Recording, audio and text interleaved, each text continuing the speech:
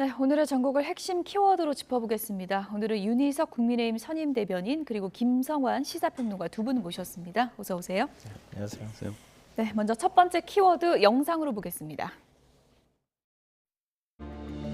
윤석열 대통령이 대통령실 개편에 이어 6개 부처 장관을 일괄 교체하며 2기 내각의 닻을 올렸습니다. 장관님 오전 5승하셨는데 개항 의뢰서도 자신 있으신가요? 국민을 위해서 필요한 일이라면 어떠한 도전과 희생도 마다하지 않겠다라는 기본 자세를 가지고 있다. 먼저 퇴장하는 6장관의 공통점, 내년 총선 출마가 유력하다는 겁니다. 이 정부의 국정 운영에 대해서 가장 큰 책임감을 느끼고 있는 사람의 하나이고 당을 가장 오래 당의 간판을 달고 가장 많은 선거를 치렀던 사람이기 때문에 책임을 다할 것이고 그 과정에서 어떠한 희생과 어려움이 따르더라도 앞장서고 솔선수범해야 된다.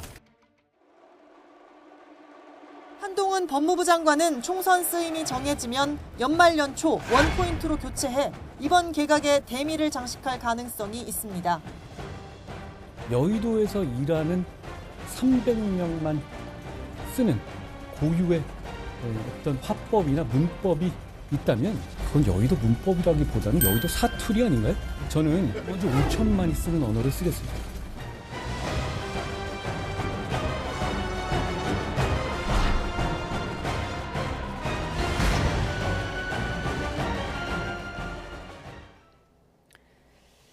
네, 어제 개각 발표가 있었는데요. 이른바 윤석열의 사람들이 이제 총선 앞으로 가는 거겠죠? 네, 그렇다고 봐야 되겠죠. 예. 아무래도 이번 개각은 총선용 선수교체 개각이다 이렇게 평가할 수 있을 것 같습니다. 근데 뭐 어느 정권이나 좀 비슷한 현상들이 있었는데요. 대통령의 국정 철학을 공유한다거나 아니면 장관으로 입각되거나 뭐 청와대나 아니면 대통령실에 갔던 사람들이 총선 때 되면 대통령을 누구보다 잘 이해하는 사람들이니까 상대적으로 총선에 출마하는 경향들이 많이 나타났고요. 이번에도 뭐 이번 개각 보시면 아시겠지만 대부분 네. 총선에 출마할 사람들로 다 구성이 된 것 같아요. 뭐 이것만 있는 건 아닌 것 같고요. 청와대 참모들도 지금 줄줄이 가고 있는 상황이기 때문에 인원만 따져도 상당히 많은 수고 그리고 국민의힘 의원들도 상당히 긴장할 수밖에 없는 상황이다 이렇게 생각합니다. 네, 카메라가 많이 쏠린 인물 가운데 한 분이 바로 원희룡 장관입니다. 어떤 희생도 내가 솔선수범하겠다. 뭐 사실상 출사표를 던진 거다. 이런 해석이 나오고 있는 것 같습니다. 예. 그렇습니다. 이번 개각 그리고 이제 당으로 복귀하는 분들 중에 가장 중심되는 인물이 이제 원희룡 장관이라고 봐야 되겠죠. 원 장관은 저희 당에서 국회의원 3번 했고 제주도지사 2번 했고 장관도 하셨고 대선도 2번이나 출마한 분입니다. 지난 대선 경선에서 4위를 했었죠. 그러고 선대위에서 역할한 다음에 이제 장관이 되신 분인데 그런 남은 것은 저희 당 대선 후보 되는 거. 그래서 이제 대선을 위해서 달리는 것이 남은 정치 역정의 마지막이라고 볼 때 지금 이번 총선을 본인이 국내의힘 안에서 가장 유력한 대선 후보로 이 부상할 수 있는 그런 기회를 아마 삼을 겁니다. 예. 그래서 본인이 어려움에 처한 당을 위한 희생, 헌신을 강조하면서 저희 지지자들에게 본인의 이 의지를 소구하는 그런 차원의 첫 발언이었다고 네. 봅니다. 기자들 질문에 내가 당 간판 걸고 선거 가장 많이 치러봤다. 이렇게 또 홍보를 했거든요. 내가 이번 선거에서 단순히 지역구 출마가 아니라 선거 지휘해보겠다. 이런 또 내막도 깔려 있는 걸까요? 그건 한동훈 장관이 할 것 같은데요. 얼굴 간판도 한동훈 장관이 할 것 같다는 생각도 드는데요. 그래서 원희룡 장관의 출사표가 조금 더 도드라지는 측면이 있다고 생각해요. 그러니까 한동훈 장관이 약간 기공자티를 못 벗었다고 생각되면 원희룡 장관은 당의 꾸준히 일을 담당하는 뭐 일종의 머슴 같은 대비 효과가 나타난다는 예. 거죠. 그러니까 한 장관은 지금 매우 고민을 많이 할 것 같다. 왜냐하면 원희룡 장관은 어디로 보내줘도 가겠다고 얘기하는 거잖아요. 예. 한 장관은 험지로 갈 생각이 있을까요? 저 볼 때는 불안불안할 것 같은데요. 그런 면에서 한 장관이 취할 수 없는 태도를 원 장관이 취함으로써 자신을 훨씬 더 도드라지게 만드는 그런 효과를 보고 싶어하는 것 같아요. 예. 선대위원장 자리는 꼭 경쟁할 거라고 보십니까? 경쟁? 아니 선대위원장 자리는 뭐 꼭 한 사람만 필요한 건 아니니까요. 예. 공동선대위원장 체제도 있을 수 있고요. 그러니까 지금 뭐 국민의힘 전략을 보면 구도도 구도지만 쓸 수 있는 사람을 최대한 많이 써서 선거 전면에 포진시키겠다. 그걸 통해서 선거 바람을 만들겠다. 이런 전략에 지금 가까운 것 같아요. 그러니까 원장관뿐만 아니라 뭐 한동훈 장관도 역시 마찬가지고요. 예. 또 다른 외부에서 오는 사람이 있으면 그런 사람도 내세우겠다.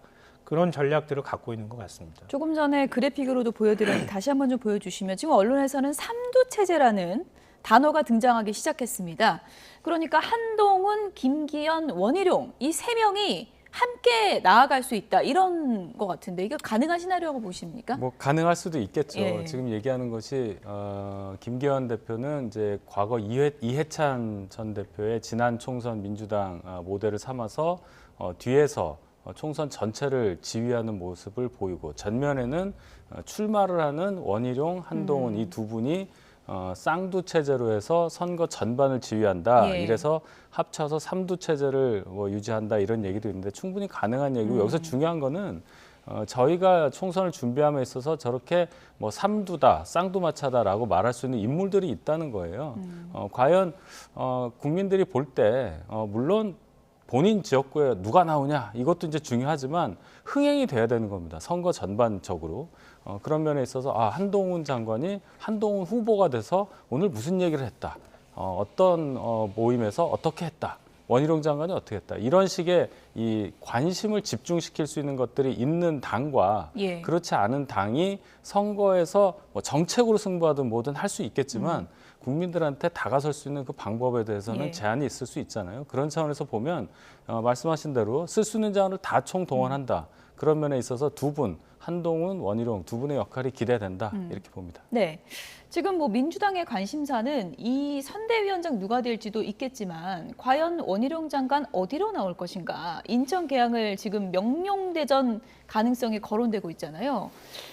이재명 대표가 원희룡 장관이 그쪽으로 온다면 맞붙을 거라고 보세요? 아니면 다른 선택을 할 거라고 보세요? 지금 설명을 바꿔서 얘기하신 거예요. 예. 어차피 거기 가 있는 사람이 있는데 그건 이재명 대표의 결정이 아니라 예. 원희룡 장관의 결정이겠죠. 그러니까 원장관은 근데 인천 계양을이라고 말한 적이 없어요. 왜냐하면 자기의 선택지를 지금 미리 좁힐 필요가 없잖아요. 예. 그러니까 앞으로 판이 어떻게 움직일지도 아무도 예상할 수가 없는 상황인데 계양에다가 딱 자기를 고정시켜 놔버렸을 경우에는 정치적 선택이 굉장히 좁아지는 효과가 예. 나타나잖아요. 그러니까 최대한 늦출 것이다. 그 결정은. 왜냐하면 어차피 기다리는 사람이 있는 거잖아요. 그러니까 이재명 대표한테 자꾸 뭐 비례를 가라, 뭐 딴 거 하라 이렇게 얘기를 하고 있는데 지금과 같은 선거제도에서 이재명 대표가 비례에서 의석 받을 가능성이 있습니까? 그 가능성 없단 말이에요. 연동형으로 가게 되면 민주당이 비례 의석을 받을 가능성이 별로 없단 말이에요. 그러면은 이재명 대표는 지금 선거제를 만져야 되는 사람이란 말이에요. 선거제를 만지고 그 선거제에서 득을 보는 사람이 된다고 하는 건 민주당이 오히려 더 굉장히 악재가 될 가능성이 있는 거예요. 예. 그러니까 제가 볼 때는 계양을 떠나기가 쉽지가 않거든요. 그러니까 이재명 대표의 선택이라기보다는 원희룡 예. 장관의 선택에 가깝다 그거는. 예. 그러니까 원장관이 뭐 선택하면 되지만 원장관도 스스로 아직 결단을 내리지 못하는 상황이다. 선택하면 보입니다. 두 분이 맞붙게 되는 겁니까? 원장관이 오겠다 그러는데 이재명 대표가 오지 마십시오 할 일은 예. 없는 거잖아요. 예. 어쨌든 뭐 원희룡 장관 선택만 하면 명룡대전 된다라고 보시는 건데 같은 생각이십니까? 네, 저도 원희룡 장관의 선택에 따라서는 충분히 그 명룡대전인지 용명대전인지 그것이 가능하리라고 봐요. 왜냐하면 아까 말씀드렸지만은 원희룡 장관 입장에서는 본인이 차기 대선 후보로서의 존재감 그것을 국민들께 각인시켜야 되는 그런 상황이기 때문에 누구겠습니까? 이재명 대표 정도 되는 분하고 대결을 해야 국민적 관심을 받을 수 있고 그걸 통해서 또 한 단계 올라갈 수 있는 그런 상황이 될 테니 예. 제가 볼 땐 원희룡 장관도 거의 비슷한 지금 우리가 얘기하고 있는 것과 비슷한 결정을 하지 않을까 이렇게 생각합니다. 네. 근데 저는 원장관은 굉장히 고민이 많을 거라고 생각해요. 예. 가서 지면요.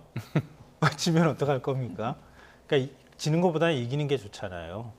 근데 가급적 이기는 지역으로 가고 싶을 거라고 생각해요. 다른 데 가라는 말씀이신 거죠? 그러니까 다른 데 가라는 의미가 아니고요. 왜냐하면 대권 도전하는 데 있어서 원내에 남아 있을 때와 그렇지 않을 때가 굉장히 큰 차이가 예. 있고요. 이미 장관을 지냈기 때문에 물론 뭐 다시 총리로 쓰면 또 혹시 모르겠지만 그게 아닌 상황에서 원장관의 희생이 과연 총선 끝나고 난 다음에도 사람들한테 계속 기억될 것이냐. 그러니까 그거는 사실 장담하기 어려운 상황이란 말이에요. 그러니까 가급적이면 사실은 이재명 대표도 뭐 붙는 것도 정치적으로는 의미가 있을 수 있지만 본인이 소멸되는 효과가 나타나는 쪽보다는 뭔가 좀 효과를 어느 정도 당의 예. 간판 역할을 하면서도 자기 정치적 미래를 도모할 수 있는 이런 쪽으로 가는 것도 나쁘진 않을 예. 거라는 생각을 저는 할 거라고 봅니다. 고심이 깊을 것 같다 네. 이렇게 대답해 주셨는데 원희룡 장관이 이제 기자들 질문 중에 이준석 전 대표를 어떻게 해야 될까 이 질문을 받았는데요. 어떻게 답변을 했는지 들어보시죠. 정치는 결국 국가 운영에 관한 뜻을 같이 하는 사람들을 넓혀나가는 과정이라고 생각합니다. 보수의 통합, 그다음 중도로의 확장, 이 부분은 제가 늘 생각하는 정치의 기본 방향 중에 하나이기 때문에 정치 일선에서 본격적으로 이제 움직이게 된다면 당연히 그런 역할을 최우선에 두고 움직일 생각입니다. 이준석 전 대표나 이런 같이 함께하는 할 수 있는 어떤 그런 역할 그런 정도의 보수 통합을 말씀을 하시는 건지도 좀 궁금해졌고 대선 때 같이 했던 세력 정도라면 난 당연히 함께해야 된다고 생각합니다. 그보다 더 넓어져야 된다. 네, 만약에 원희룡 장관이 총선 전략에서 중요한 역할을 하게 된다면 이 대목도 좀 중요할 것 같은데요. 이준석 전 대표, 지난 대선 때 나랑 함께 뭐 쇼츠도 만들고 그랬던 사람인데 함께 할 수 있다고 생각한다, 포용해야 된다 이런 의미일까요? 그렇죠. 예. 저희 당의 기본 입장도 원 장관의 지금 발언하고 다르지가 않습니다. 이준석 전 대표가 하루하루 뭐 1%씩 신당 창당 가능성이 높아진다고 얘기하고 있지만 그런 발언을 하는 것 자체가 저희 당에 대한 미련이 많이 남아서 하는 얘기라고 봐요. 신당 창당할 거면 금방 하면 됩니다. 나가서. 그 얘기는 당이 변하기를 바라고 있는 마음이 있고 그래도 대선까지 같이 치렀던 그런 당에서 대표까지 했던 당에서 계속 활동하고 싶은 마음이 더 크다고 보고요. 그것을 원 장관도 모르지 않고 저희도 마찬가지입니다. 아무리 저희하고 생각이 조금 틀어졌을 수는 있어도 같이 당을 하는 게 낫지 한 분이 떨어져 나가서 총선을 하면 저희한테 좋을 리가 하나도 없어요. 그걸 저희가 잘 알고 있기 때문에 아직 12월 27일이 예. 되지 않았습니다. 저희가 계속 이준석 대표와 어떻게 할지는 지켜봐야 된다. 예. 뭐 어쨌든 이준석 전 대표는 지금 뭐 후보자 온라인 모집 들어갔다 그러고 신당 한다고 계속 그러고 있는 상황인데 표현해 주셨던 쌍두마차 원희룡 장관, 한동훈 장관 나와서 이준석 전 대표에게 손잡자 하면 이준석 전 대표가 잔류할 가능성도 남아 있다고 보십니까? 없지는 않겠죠. 왜냐하면 선거제가 어떻게 바뀌느냐에 따라서 이준석 전 대표의 운신의 폭이 확연하게 차이가 날 겁니다. 근데 그럴 때도 계속 지금 신당을 고집할 수 있을 것이냐 이거는 사실 장담하기는 어려울 것 같은데요. 어찌됐든 국민의힘하고는 가기 어려운 분위기로 가는 건 뭐 틀림없는 사실인 것 같고요. 그러니까 이준석 전 대표를 잡으려고 하는 노력을 어떻게 할 것이냐. 이게 이준석 전 대표를 위한 길이기도 하지만 국민의힘을 위하는 길이기도 하다는 거를 예. 지금 방금 전에도 얘기하신 거라고 보거든요. 근데 윤석열 대통령이 대선에서 대통령에 당선될 수 있었던 거는 이준석 전 대표를 찾아가서 끌어안았기 때문에 가능했던 거거든요. 만약에 그렇지 않았다 그러면 아마 대통령 안 될 가능성도 저는 있었다고 봐요. 근데 지금 국민의힘이나 윤석열 대통령은 그런 모습을 안 보이고 있잖아요. 많은 분들은 아마 그렇게 기대할 텐데. 근데 그게 지금 국민의힘의 문제고 윤석열 대통령의 문제라고 지적받고 있는 거라고 보거든요. 그러니까 굉장히 흥미롭게 제가 보는 거는 한동훈 장관은 윤석열 대통령의 대안이 아니라 대체제처럼 보인다는 거예요. 근데 지금 원희룡 장관은 대체제처럼 대안처럼 보이고 싶어 하는 거예요. 그러니까 윤석열 대통령은 하지 못하는 걸 원희룡 나는 한다. 그리고 그동안에 원희룡 장관이 계속 정치적 행보를 보였던 게 마치 윤석열 대통령의 부하인 것처럼 비춰진 굉장히 이미지가 그렇게 강하게 남아있다는 거예요. 그러니까 원 장관이 총선에 출마한다고 하면 최소한 중도 확장이나 아니면 보수에서도 합리적 보수를 지향하는 분들의 의견을 확장하는 역할을 해야 될 거다. 그런 면에서 한 장관의 행보가 좀 더 도드라지는 측면이 있고요. 예. 그 원희룡 원희룡 장관이요. 장관이요? 예. 한 장관은 그게 안 돼요. 제가 볼 때는. 그게 한 장관의 한계예요. 중도 확장이 안 된다는 네, 말씀이시죠? 안 됩니다. 예. 그러니까 이거는 기존에 자기가 가지고 왔던 그러니까 기존의 보수층을 좀 더 하나로 엮는 작업들을 하는 데 있어서는 스타성 있게 도움이 될 수는 있을지언정 한 장관은 그런 역할을 못 하거든요. 근데 그런 면에서 두 사람이 이렇게 조금 대비되는 측면이 있어서 원희룡 장관의 저 발언도 뭐 그걸 전혀 염두에 두지 않았다고 저는 생각하지는 않습니다. 예. 일종의 좀 뭐 경쟁자 의식 뭐 그런 것도 좀 있겠죠. 있다고 당연히 보거든요. 있죠. 예. 어쨌든 한동훈 장관 지금 뭐 총선 출마 임박했다는 얘기는 계속 나오고 있는데 개각 명단에는 빠졌거든요. 왜 그런 건지 좀 얘기를 들어보겠습니다. 유상범 의원 얘기 들어보시죠. 한동훈 장관은 아마 원포인트 개각이 될 것으로 예상을 합니다. 왜요? 그리고 한동훈 장관의 경우는 지금 현재 제가 여러 차례 말씀드렸지만 이미 우리 국민의힘의 대선 후보군으로서 아주 가장 유력하게 언급이 되고 있고요. 네. 국민적인 기대, 관심 그것이 굉장히 높습니다. 만일 한동훈 장관이 그 장관직을 사퇴한다는 것은 결국 정치에 입문하는 하나의 그 시기가 이제 그것으로 나타나는데 네. 결국 그 부분에 관해서 스포트라이트를 좀 집중될 수도 있고 또 한동훈 장관의 어떤 그 장관직 사퇴가 컨벤션 효과를 일으킬 수도 있는 상황이라고 생각을 합니다.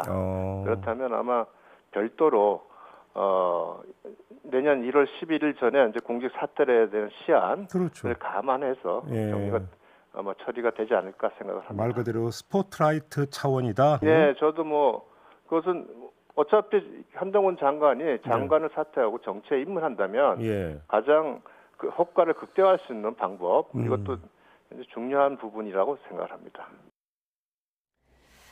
네, 윤희석 대변인 나와 계시니까 저도 같은 질문을 네. 드릴게요. 왜 한동훈 장관만 따로 합니까? 유상범 의원이 말씀하신 예. 부분도 충분히 생각할 수 있고요. 혼자 이렇게 도드라질 수 있는 효과를 본다 그런 것도 있고 한동훈 장관은 기존 예를 원희룡 장관이라든지 뭐 추경호 장관 이런 분들하고 다른 게 정치 경험이 없잖아요. 이분들은 당에 바로 돌아가면 본인 지역구도 있고 활동하던 지역구도 있고 바로 안착할 수 있는 그런 상황이 되는데 지금 당 상황이 한동훈 장관 입장에서는 장관 그만두고 당적도 한 번도 안 가진 분이 입당부터 해야 되는 상황인데 생각보다 좀 지금 상황이 이렇게 부드럽지 않아요. 예. 당이 어느 정도 정리가 되고 선거 방향이 정리된 다음에 정치 신인으로서 들어오는 게 순서상 맞지 않느냐 그런 판단이 아마 고려됐을 거라고 보고 또 한 가지는 아까 말씀하신 한동훈 장관과 원희룡 장관의 역할이 좀 다르다는 부분 예. 중도 확장에 무게를 준 원희룡 장관 그리고 보수 결집에 대한 것에 방점을 둘 수 있는 한동훈 장관 이것도 고려됐다고 봐요. 왜냐하면 선거가 100% 전원이 국민 전원이 유권자 전원이 투표를 한다면은 말씀하신 대로 한동훈 장관의 뭐 중도 확장성이라든지 이런 걸 지적할 수 있겠지만 투표율이 70%가 되지 않습니다. 결국은 우리 편이 한 명이라도 더 투표장에 나가도록 하는 것이 승리의 첩경이라고 저는 봐요. 한동훈 장관 같은 보수의 스타성을 가지고 있는 분이 딱 등장을 했을 경우의 효과 저희 당을 지지하는 분들이 기대를 하게 됩니다. 기대를 갖고 투표장을 갈 수 있는 효과가 나와요. 그것까지 생각한다면 한동훈 장관이 도드라지는 그런 효과를 봐야 한다는 것이 저희 입장에서는 가장 중요한 전략이 될 수 있다. 이렇게 네. 말씀드립니다. 어쨌든 뭐 연말 연초 원포인트 개각으로 한동훈 장관이 이제 나올 것으로 이제 예상이 되고 있는 그런 상황인데 일각에서는 어디로 나갈지 나와서 무슨 역할을 할지 이게 정리가 아직 안 된 게 아니냐 이런 또 추측도 있는 것 같습니다. 추측이 아니라 제가 볼 땐 그런 것 같아요. 그러니까 마음의 결심도 아직 다 하지 네. 못한 것 같기도 하고요. 근데 말씀하시는 거 들으면서 그런 생각이 들었어요. 이건 대선이 아니잖아요. 이건 총선이잖아요.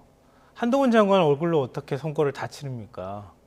총선은 대선처럼 한 사람의 얼굴 보고 찍는 표는 아니거든요. 근데 한 장관은 지금 본인이 만약에 막판에 등판해서 뭔가 스타가 되고 싶은 욕심이 있다면 저는 그건 착각이라고 생각해요. 만약에 그런 걸 노리고 하고 있다 그러면 그렇게 썩 좋은 전략이 못 될 겁니다. 그러니까 차라리 그럴 거면 제가 볼 때는 한 장관은 인사정보관리단을 총괄하는 역할도 하고 있어요. 민주당이 만약에 이번 인사청문회 과정에서 끊임없이 한 장관 검증 어떻게 한 겁니까? 이렇게 나오기 시작하면 또 상처 입어요. 전 좀 미리 빼주는 게 낫지 않았나 싶어요. 그러니까 한 장관을 미리 빼주면서 정치적 부담감을 덜어주고 그리고 난 다음에 한 장관이 정치를 배워가면서 가는 게 오히려 낫지 진짜 얼굴마담으로 그냥 다 만들어 놓은 위에 꽃 하나 딱 꽂듯이 이렇게 선거 치른다고 생각하면 저는 착각이라고 생각해요. 그러니까 한 장관이 그걸 진짜 정치적인 어떤 정치 공학적으로 생각할 때 그렇게 하지 않는다고 한다면 이거는 한 장관이 마음의 결정을 못 내리거나 대통령실에서 못 놔주거나 아니면은 한 장관이 진짜 나는 정치하고 싶지만 내 앞길 다 닦아줘야 나는 그 길 걸어갈 수 있다고 생각한다고 하는 착각이 있다거나 이런 복잡한 사정이 연결돼 있지 않으면 이렇게 늦게까지 출마 선언을 못하면서 이렇게 있지는 않을 거라고 저는 생각합니다. 예. 그 한 장관에 대해서 걱정해 주셔서 감사한데요. 지금 이런 얘기를 우리가 하는 이유 자체가 물론 총선이 대선이 아니어서 한 인물로 전국 선거를 커버할 수 없다는 지적엔 동의하지만 그만큼 지금 현재 21대 국회 현역 국회의원, 21대 국회 상황이 너무 안 좋기 때문이에요. 21대 국회의원 지금 한 300명 정도 있다고 했을 때 전국 선거를 리드할 수 있고 당의 간판으로 나와서 뭔가 지역 선거를 이렇게 담당할 수 있는 사람이 떠오릅니까? 그게 없기 때문에 바깥에서 찾는 거예요. 한동훈 장관은 본인이 가진 스타성을 활용할 수 있는 기회가 생긴 거지 그분이 본인이 앞장서서 이것을 만들겠다 그런 게 아닙니다. 저희의 요청에 따라서 그러는 거죠. 따라서 지금 말씀하신 거는 왜 한 장관이 결정을 안 하냐, 출마 선언이 늦었다 하는 것은 그는 너무 가혹한 예. 판단이고 어쨌든 저희 당 입장에서 소중한 존재이기 때문에 저희가 예. 한동훈 장관을 총선에 잘 활용하는 방향으로 전략을 짠다. 이 정도 이해하시면 되겠습니다. 반론 듣고 다음 키워드 아니 뭐 가겠습니다. 전략 짜는 거야 누가 예. 뭐라고 하겠습니까? 그러니까 제가 볼 때는 좋은 예. 전략은 아닐 수 있다. 이걸 제가 지적해서 말씀드리는 거고요. 어쨌든 간에 국회의원으로 출마하는 거잖아요. 300분의 1이에요. 근데 그 300분의 1이 큰 역할을 물론 개인별로 할 수는 있겠지만 한 장관이 대선에 나간다고 생각하는 것처럼 내가 나가면 모든 사람이 날 주목해주고 내가 뭔가를 큰 걸 역할을 해낼 거라고 너무 과잉 해석해버리면 그건 착각이라는 말씀을 드리는 거예요. 그러니까 총선이라는 게 한동훈 장관 얼굴 보고 어떻게 총선이 돼요. 윤석열 대통령도 있는데 윤석열 대통령 얼굴 보고 찍지 않겠습니까? 그러니까 한 장관의 역할은 저는 제한될 수밖에 없다고 생각해요. 그런데 이렇게까지 계속 늦춰가면서 이게 기대감을 모으는 과정이라기보다는 오히려 한 장관의 왜 장관직 내려놓지 않느냐고 하는 뒷말들을 낳게 만드는 방식이라고 하면 예. 이렇게까지 출마를 늦추는 거는 그렇게 썩 좋은 전략은 아닐 수 있다 이런 말씀 예. 드리는 겁니다.